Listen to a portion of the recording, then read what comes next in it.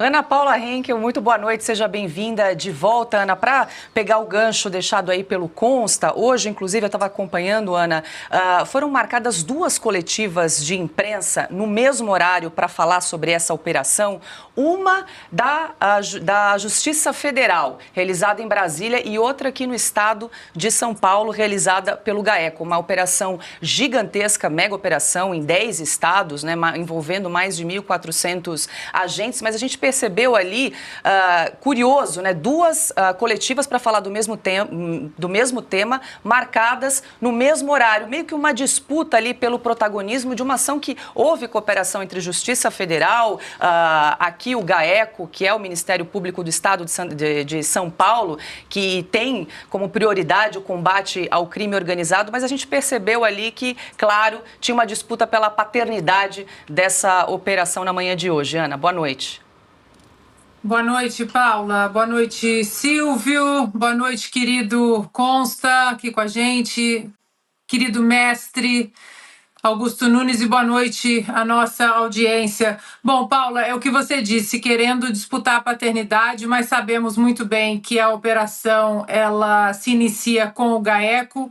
Eu não me esqueço, Paula, de uma entrevista que o secretário de Segurança do Estado de São Paulo, o Derrite, concedeu aqui para o Oeste Sem Filtro. Uma frase marcou muito aquela entrevista para mim.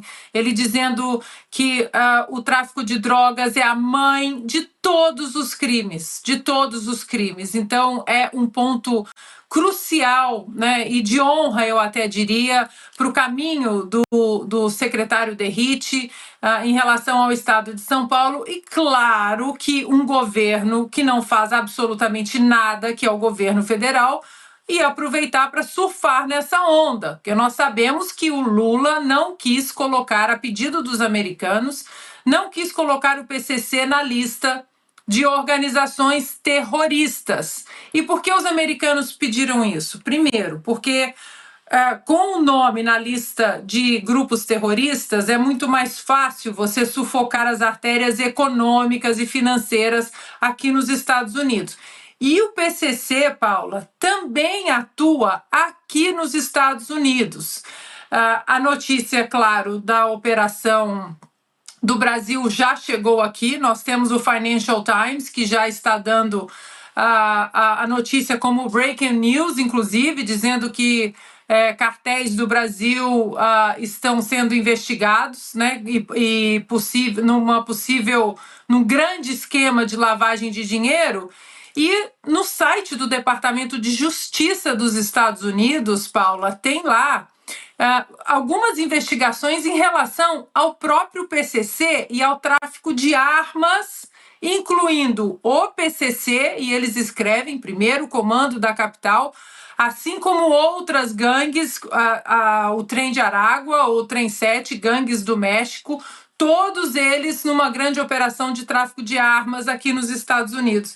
Mas claro que o Lula não quis colocar o PCC nessa lista de grupo de terroristas para ajudar nas investigações e nessa operação de sufocar essas artérias financeiras. Agora, Paula, aquela história, né, que a gente fala, boi preto conhece boi preto.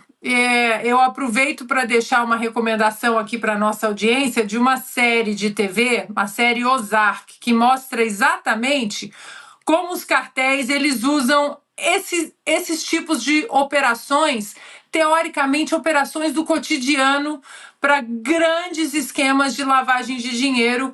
E mais uma notícia hoje correndo aqui nos Estados Unidos sobre o Brasil, que coloca o Brasil do lado errado da história, do lado da impunidade, do lado da lavagem de dinheiro.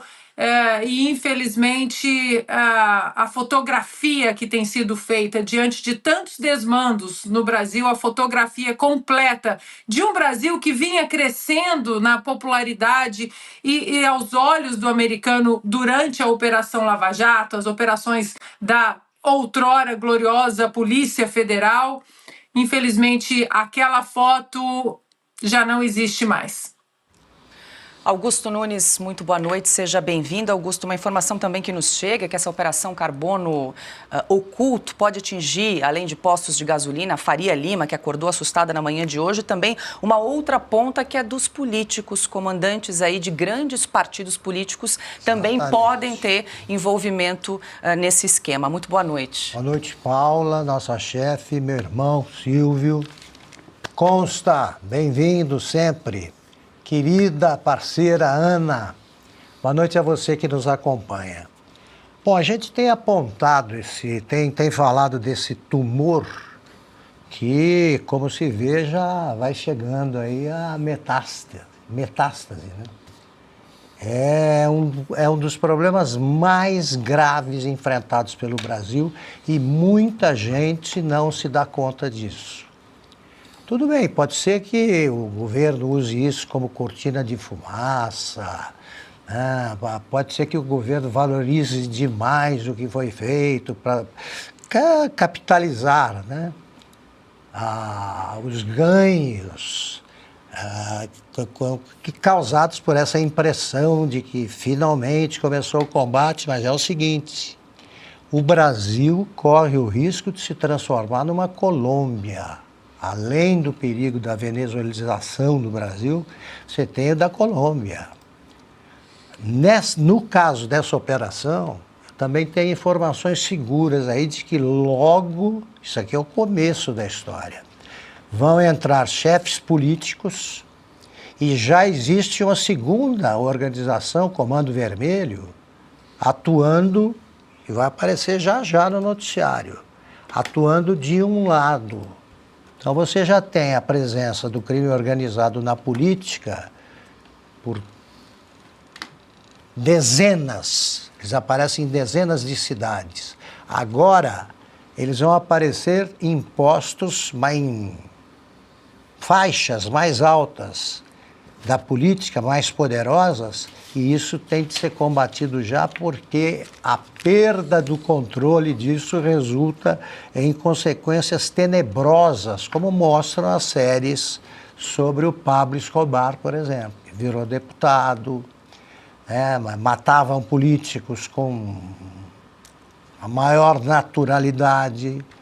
Isso ainda fazem, isso voltaram a fazer. Então, esse é um problema a ser enfrentado, porque é nisso que deu aí o diálogo cabuloso. O governo vem tratando como parte do eleitorado do Lula. O Lula consegue sempre a maioria na cadeia, nas urnas da cadeia, nos votos dos presos, dos bandidos, ele já tem.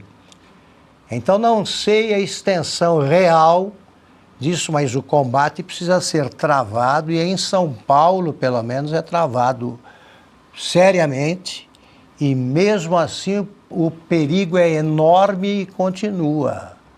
Hoje a maior preocupação do brasileiro é a segurança.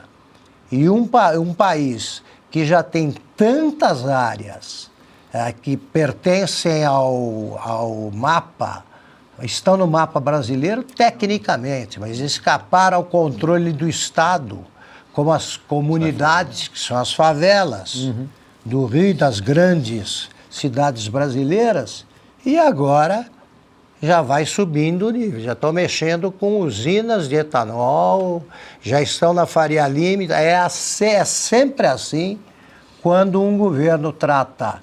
Ele combate o que não precisa ser combatido, porque não existiu, isso aí combate. E trata como irmãos, como parceiros, os bandidos reais. O Silvio, uma outra informação que foi divulgada é a descoberta, curioso, desse mega esquema, que foi uma abordagem, teria sido uma abordagem da Polícia Rodoviária Federal a um caminhão-pipa que transportava metanol, que é uma substância usada ali para a produção de biodiesel, uma substância, o metanol, adulterada, e aí eles seguiram todo o rastro, enfim, que deu origem a todo o início das investigações e a deflagração dessa operação. Eu estava lendo justamente essa reportagem, Paula. O caminhão, que transportava metanol, ele estava em Guarulhos durante a abordagem, ele tinha sido abastecido, portanto ele parte do Paraná, no porto de Paranaguá, com destino final em empresas químicas de Primavera do Leste, em Mato Grosso. Ou seja, ele faria um longo trajeto. E é uma substância, segundo a reportagem, utilizada para batizar, né, para adulteração de combustível. E a partir daí é que eles começam a chegar nas usinas, começam a chegar nas empresas de lavagem, é toda uma cadeia.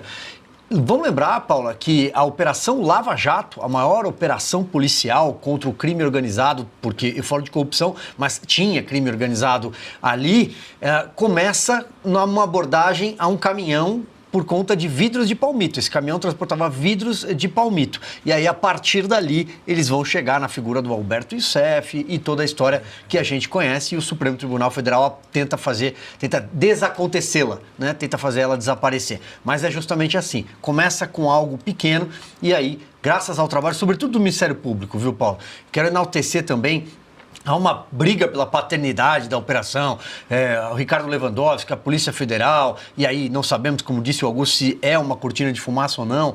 Aqui, o governo de São Paulo, onde a base principal do PCC é o estado de São Paulo, apesar de ter se espraiado para vários estados do país, mas a base operacional dele é São Paulo. O governo de São Paulo também fez uma entrevista coletiva, mas vamos falar do Ministério Público, o GAECO, o Grupo de Repressão e Combate ao Crime Organizado. É ele quem se debruça há muito tempo, há décadas, para tentar sufocar o primeiro comando da capital.